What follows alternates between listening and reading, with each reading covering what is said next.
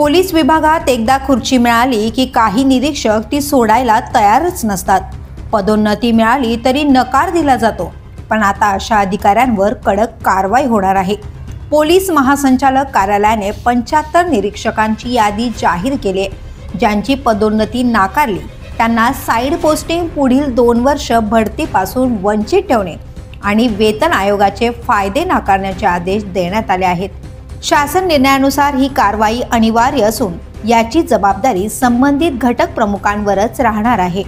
Police दलात शिस्त आणि सेवा योजनात पारदर्शकता राखण्यासाठी घेतलेला हा निर्णय ठळक असणार आहे। या कारवाईत नेमकं काय होणार?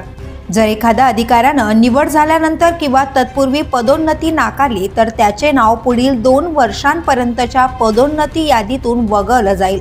3ऱ्या वर्षी पुन्हा पात्रता तपासली जाईल। त्याचबरोबर अशा अधिकाऱ्यांना महत्त्वाच्या ठिकाणी नेमणूक न देता साइड पोस्टिंग देण्यात येईल आणि विभागीय पदोन्नती समितीनं पात्र ठरवल्यानंतरच त्यांना वेतन आयोगाचा लाभ मिळू शकेल, तोही पदोन्नतीचा कार्यभार स्वीकारून 10 वर्ष नियमित सेवा केल्यानंतरच।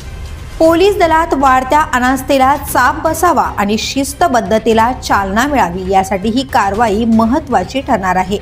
आता पदोन्नती टाळणाऱ्या अधिकाऱ्यांना खुर्ची सोडावीच लागणार आहे।